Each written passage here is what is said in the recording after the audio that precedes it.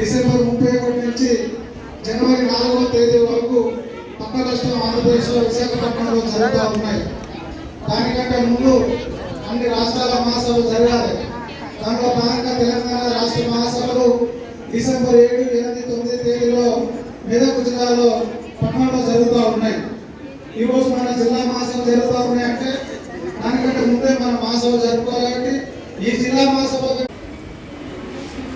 వారం రోజుల కింద కేంద్ర ప్రభుత్వం కార్మిక విధానం అని ఒక విధాన పత్రం ప్రకటించింది, పాలసీ. ఆ విధాన పత్రం ప్రకారం వాళ్ళ నైతిక బాధ్యత సమాజం కోసం వాళ్ళు పనిచేయాలి.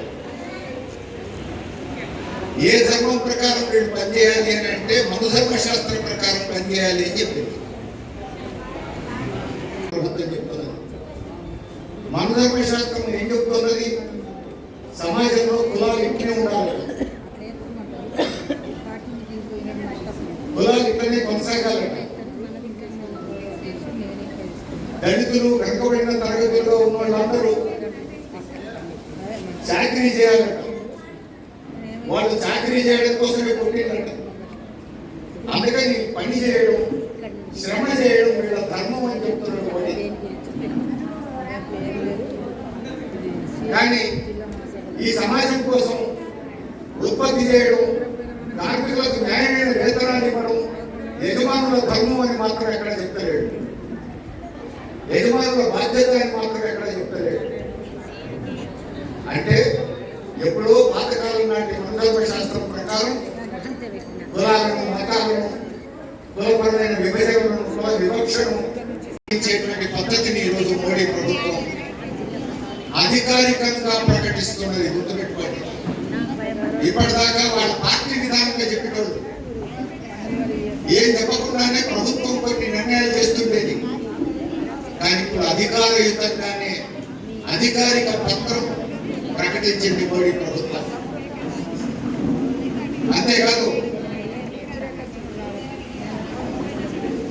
మనం జీతాలు సరిపోతలేవు అంటున్నాం. పొద్దు నుంచి సాయంత్రం దాకా చాకరీ చేయించుకుంటున్నారు, జీతాలు కుటుంబానికి సరిపోయేటట్టు ఇస్తలేరని చెప్పేసి అంటున్నాం మనం. కానీ కేంద్రంలో బీజేపీ సర్కారు జీవో జారీ చేసింది. ఆ జీవో ప్రకారం ఎంత వేతనం ఉండాలని చెప్తుందో తెలుసా? రోజుకు 178 రూపాయలు ఇస్తే సంఖ్యలు వేసుకోవాలంటే మనం పండుగ చేసుకోవాలంటే రోజుకు 100 రూపాయలు. అంటే ఇప్పుడు అంగన్వాడీలకు చాలా ఎక్కువ ఇస్తున్నాం. ఇక మీరు నోరు మూసుకోండి అని చెప్పడమే కదా. ఆశాలకు, మిడ్ డే మీల్ వర్కర్లకు, మున్సిపల్ వర్కర్లకు, గ్రామ పంచాయతీ అందరికీ మేము ఇంతకంటే ఎక్కువ ఇస్తున్నాం, ఇక నోరు మూసుకోండి అని చెప్తున్నాడు మోడీ. రోజుకు 178 రూపాయలు ఇస్తే ఇక మనం పండుగ చేసుకోవాలంటే, అంటే అంతకంటే ఎక్కువ ఎవరు ఇచ్చినా వాడు తగ్గిస్తే కూడా ఇప్పుడు అడిగేటువంటి. ఎందుకంటే కేంద్రంలో మోడీ ప్రభుత్వమే చెప్తాను రోజుకు 178 ఇస్తే చాలని. అంతకంటే ఎక్కువ నేనే దిగాలంటే నువ్వేం చెప్తావు? పోయి మోడీ నడుకోపో అంటాడు. నువ్వు ఎంత దుర్మార్గంగా బీజేపీ నాయకులు వ్యవహరిస్తా ఉన్నారు. అయితే ఈరోజు కార్మిక వర్గానికి సమస్యలు అనేటువంటివి రోజు రోజుకి తీవ్రమవుతా ఉన్నాయి. ఈ సమస్యలు పెరగటానికి కారణం ఎవరు అనేటువంటిది మనం ఆలోచించాల్సినటువంటి అవసరం ఉన్నది.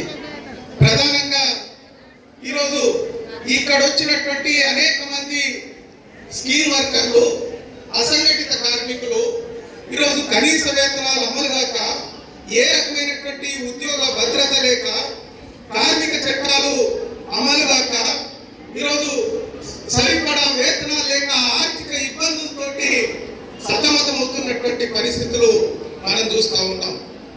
దీనికి కారణం ఈరోజు మనల్ని పరిపాలించేటువంటి ప్రభుత్వాలు, అది కేంద్రంలో ఉన్నటువంటి నరేంద్ర మోడీ బీజేపీ ప్రభుత్వం ఈరోజు కార్మికులకు సంబంధించినటువంటి కార్మిక హక్కుల్ని కాలరాసే పద్ధతుల్లో, పోరాడి సాధించుకున్నటువంటి చట్టాలని నిర్వీర్యం చేసే పద్ధతుల్లో, ఈరోజు మనకి ఏ రకమైనటువంటి భద్రత లేకుండా ఉన్న హక్కుల్ని హరించే పద్ధతుల్లో ఈ ప్రజా సంపదని, కార్మికుల యొక్క శ్రమను కొద్ది మంది వ్యక్తులకు దోచిపెట్టడానికి ఈరోజు చర్యలు తీసుకుంటున్నటువంటి పరిస్థితులు మనం చూస్తా ఉన్నాం.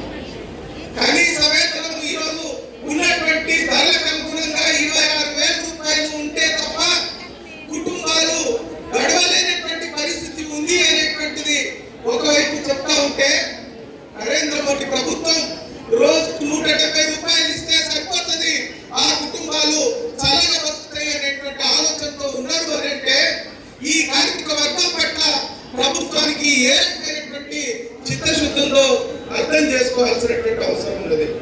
కాబట్టి మన హక్కుల కోసం, మన సమస్యల కోసం మనం పోరాటం చేస్తే తప్ప ఈ ప్రభుత్వాలు దిగి వచ్చేటువంటి పరిస్థితి లేదు. ఈ కాలంలో ఈ దేశంలో ఆ రకమైనటువంటి అనుభవమే మనం చూసాం.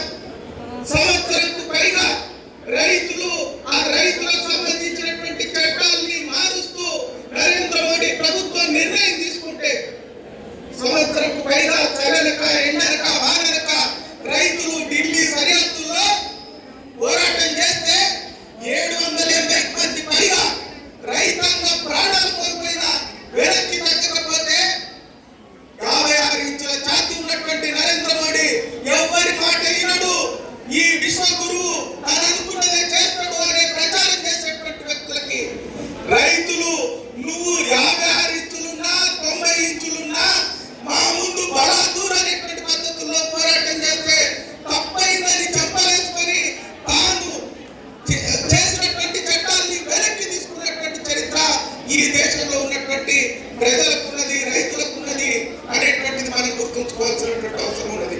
అందువల్ల ఈ కార్మికులకు సంబంధించినటువంటి చట్టాన్ని వెనక్కి తీసుకునేదాకా, మనం పోరాడి సాధించుకున్నటువంటి హక్కుల్ని కాపాడుకునేదాకా మనం పోరాటం చేయాల్సినటువంటి అవసరం ఉంది. ఆ రకంగా పోరాటం చేయాలంటే ఈరోజు